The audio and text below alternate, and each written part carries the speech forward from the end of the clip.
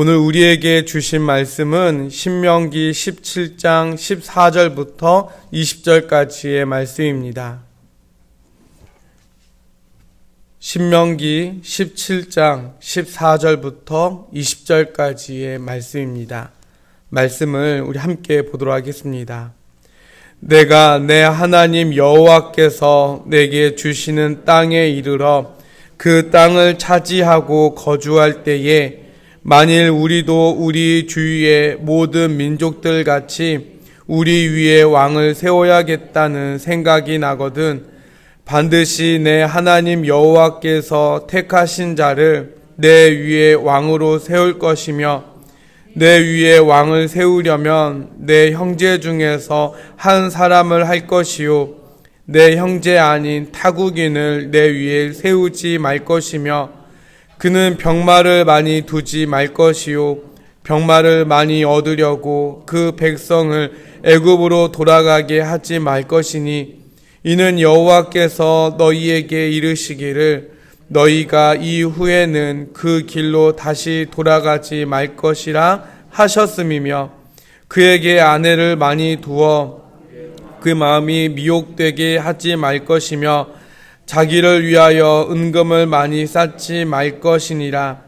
그가 왕위에 오르거든 이 율법서의 등사본을 레위 사람 제사장 앞에서 책에 기록하여 평생에 자기 옆에 두고 읽어 그의 하나님 여호와 경외하기를 배우며 이 율법의 모든 말과 이 규례를 지켜 행할 것이라. 그리하면 그의 마음이 그의 형제 위에 교만하지 아니하고 이 명령에서 떠나 좌로나 우로나 치우치지 아니하리니 이스라엘 중에서 그와 그의 자손이 왕위에 있는 날이 장구하리라. 아멘. 이스라엘이 장차 차지해서 살게 될 가나안 땅에는 왕이라고 하는 통치자가 있었습니다. 이 왕이 다스리는 제도는 당시 주변 국가에서도 흔히 볼 수 있는 제도였습니다. 우리가 잘 알고 있는 애굽 왕 바로, 아모리 왕 시온, 블레셋의 왕 같은 많은 국가들이 강력한 지도자인 왕이 나라를 직접 다스리는 제도를 가지고 있었습니다. 하나님은 훗날 이스라엘도 주변 나라들처럼 강력한 통치자인 왕을 원하게 될 것을 이미 아시고 그 왕은 어떠한 조건을 가지고 있어야 하는지 말씀해 주십니다. 오늘 본문 말씀은 훗날 이스라엘의 초대 왕이었던 사울 왕이 세워질 때에도 인용이 되었던 말씀인데요. 이스라엘의 왕이 될 사람은 어떠한 조건을 갖춰야 할까요?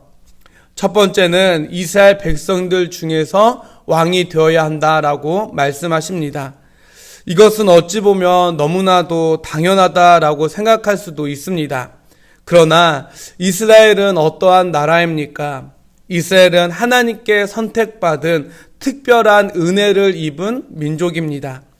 그런데 만약 외국인을 왕으로 세우면 여호와를 믿는 신앙, 하나님을 섬기는 예배 문화가 한 번에 깨져버릴 수도 있게 되는 것입니다.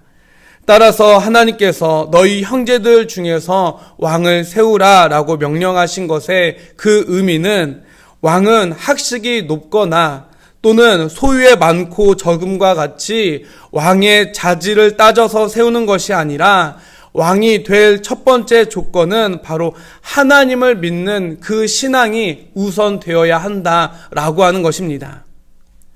두 번째는 반드시 하나님이 택하신 자를 세워야 한다라고 말씀하십니다.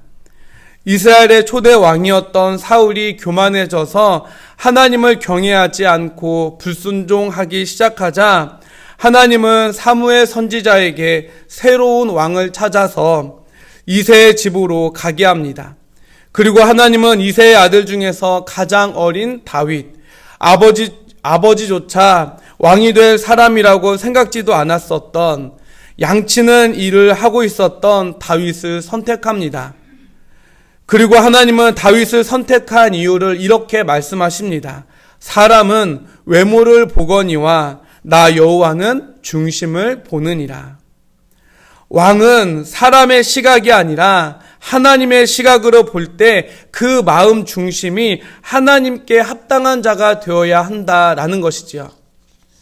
베드로전서 2장 9절 말씀을 보면 너희는 택하신 족속이요 왕같은 제사장들이요 거룩한 나라요 그의 소유가 된 백성이라고 말씀하고 있습니다.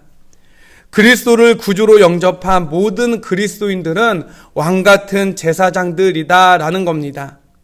그러므로 우리들은 왕같은 제사장들로서 우리의 중심이 오직 하나님께로만 향하고 있습니까? 바라기는 세상의 영적 리더로서 세상 그 무엇보다 하나님을 가장 중요하고 우선순위로 두고 살아가는 우리들의 마음 중심이 오직 하나님께로 향하여 살아가는 모든 행복한 교회 성도 여러분들이 될 수 있기를 주님의 이름으로 간절히 축원해 드립니다. 마지막으로 하나님은 왕이 될 사람들이 지켜야 할 규례들에 대해서 말씀해 주십니다. 왕은 병마와 아내와 재산을 많이 두지 말라라고 말씀하고 있습니다. 그런데 왜 이스라엘 나라의 왕이 될 사람이 이렇게 살아야 하는 것일까요? 그것은 새롭게 살게 될 나라는 군사력을 상징하는 말이나 육체적 즐거움을 만족시키는 아내들이나 경제력을 뜻하는 은금을 많이 확보될 때 유지되는 나라가 아니기 때문입니다.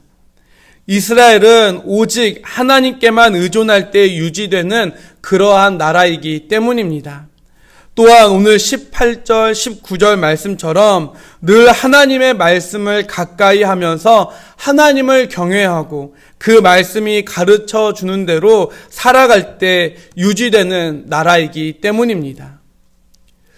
저는 오늘 말씀을 준비하면서 오늘 14절 말씀처럼 이스라엘 백성들이 새롭게 살게 될 땅에서 지도자는 어떠한 사람이어야 하는지 가르쳐 주시는 오늘 말씀이 장차 천국 백성으로 살아갈 우리 그리스도인들이 이 땅에서 왕같은 제사장으로서 어떻게 살아야 하는지를 가르쳐 주시는 말씀으로 오늘 본문 말씀이 이해되었습니다. 이 세상 사람들은 우리에게 병마와 같이 힘을 가져야 한다라고 말합니다. 권력을 가져야 하고 능력이 많아야 된다라고 말합니다. 또한 어차피 한 번 사는 인생 즐겨야 한다라고 우리를 미혹합니다. 많은 재산을 가지고 있어야 한다라고 말합니다. 돈이 곧 힘이다라고 가르쳐 줍니다. 돈이 있으면 못하는 것이 없다라고 말합니다. 그러나 여러분, 우리는 장차 하나님께서 예비하신 저 천국에 살게 될 하나님 나라 백성들 아닙니까? 따라서 우리는 결코 세상 사람들의 방식으로 살아가는 사람들이 아닌 것입니다. 우리 그리스도인들은 오늘 18절, 19절 말씀처럼 하나님의 말씀을 늘 우리 가까이 두며 그 말씀을 주야로 묵상하며 하나님을 경외하기를 배우며 그 말씀이 가르쳐주는 모든 말씀들을 지키며 살아가야 하는 사람들인 것입니다. 세상 사람들의 삶의 방식을 보면서 우리가 좌로나 우로나 치우치지 아니하고 말씀대로 살아가며 하나님께 영광 돌리며 살아가는 사람들이 바로 천국 백성으로서 이 세상을 살아가는 모든 그리스도인들의 모습이 되어야 하지 않을까라고 생각되어졌습니다. 그러므로 우리는 왕같은 제사장으로서 마음 중심이 하나님 보시기에 합당한 자로 살아갈 수 있는 자가 되어야 하겠습니다. 자신의 탐욕이 아니라 주님 말씀을 힘써 묵상하며 그 말씀에 순종하는 사람, 우리의 영원한 통치자이신 예수 그리스도를 기다리며 더욱더 주님 닮아가는 모습으로 하나님께 영광 돌리는 삶을 사는 모든 행복한 교회 성도 여러분들이 될 수 있기를 주님의 이름으로 간절히 축원해 드립니다. 함께 기도하도록 하겠습니다.